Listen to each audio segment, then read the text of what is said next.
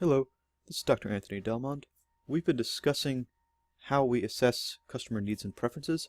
Specifically, we've talked about observational methods, and we started talking about surveys and focus groups. Now we want to move on to test markets. So test markets are the third type of market research that we're going to discuss, and they really sidestep some of the major issues that we can see in surveys and focus groups because we avoid that hypothetical side. We actually construct an environment where customers are able to make real-world decisions. So some test markets are more realistic than others, but we're going to talk about three in particular. We're going to talk about standard test markets, we're going to talk about controlled test markets, and simulated test markets. A standard test market rolls a product out in a few key areas, so maybe a handful of cities that have key demographics that we want to look into, and all of the accompanying marketing components, advertising campaigns, and so on are incorporated into this rollout. The purpose of using a standard test market is to see how product rollout is likely to do. One of the major issues of putting a product on the market is how scalable is it? And a test market can help you to test how scalable your plan is. In his book, The Voltage Effect, John List talks about how important it is to think about scalability for products before introducing them to the entire market and putting all that money into it. So a test market can allow a business to sort of give a trial run to a product. It's also, though, going to give competitors information because they can watch the behavior of customers buying the company's new product. So you're providing information to everybody and you're paying for it in your market research plan. There are some ways around this. The next type of market is a controlled test market. This is a much smaller scale, and usually there's only going to be a subset of sellers to carry or promote a product. So instead of having a several city rollout, you're going to have a rollout of a couple of franchises maybe in a single city. So fast food chains do this a lot of the time with a new product. I believe that Pizza Hut did this with its new Detroit-style pizza a couple of years ago. And the point is to see what people are willing to buy in a certain area. So this might be for a more localized test area, but it's also a little more controlled. You can spend a little less money because you're not focusing on the entire advertising campaign for multiple cities. It's less costly, smaller scale, but it doesn't give you information about the scalability because you're only looking at a small area. Small demographics, maybe localized.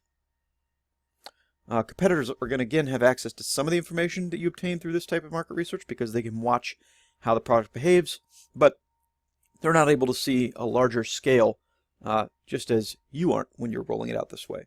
So one of the other ways we can do it is through a simulated or laboratory test market.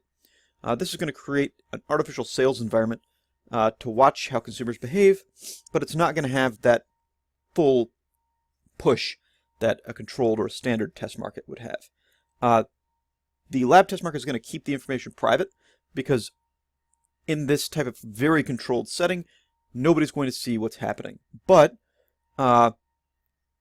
you need to find your own participants because it's not widely available in the market. You're going to actually have to bring people in to go through this simulated market. And people are also going to realize they're in a simulated market. So there might be some additional hypothetical bias. And the last thing that we need to think about for the simulated test market is that you're not going to be able to roll out the full campaign as you would. People aren't going to be able to observe the ads and everything on their own. They're going to be very targeted and it's going to seem very constructed. So that's something to think about. Market research is crucial to putting new products on the market. Marketing has a whole bunch of ways that they do this, but Robert Cooper formalized a stage gate system that businesses can follow to launch new products.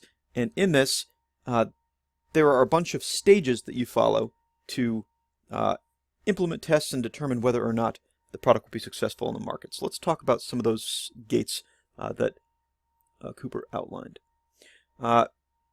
Initially, you have an idea for a product. You're going to have an initial screen you're going to send this product to a bigger team, see what they think about it, and then once it gets past that gate, it's approved, then there's a preliminary evaluation. This might be a product demo, something to show what the product will look like on the market. You might do a very, very early focus group, see what people think about it. And once that's evaluated and analyzed, then you go through that second screen and move on to the next stage. The next stage is the detailed business analysis. This is where you're outlining what the marketing will look like, what everything will look like, what the costs will be.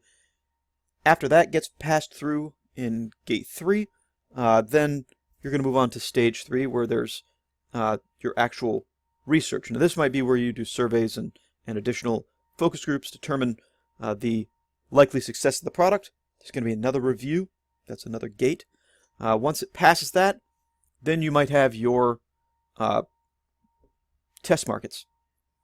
One of those types of test markets, you might even do maybe a laboratory test market in stage 3, and then a national or standard test market in stage 4.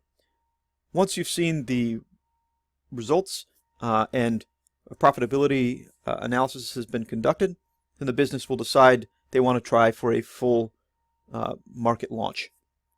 And then once the market launch has happened, there may even be a post-implementation review to see how well the product performed, to see if changes are needed to marketing strategies or so on. So at each stage, there's some kind of evaluation process, and you could kind of build in surveys and focus groups and market research items like test markets right into this system. This at least kind of formalizes the process. All right, so the next thing we want to talk about is buyer psychology, but I think it's worthwhile to stop here because it's a real shift in what we're talking about.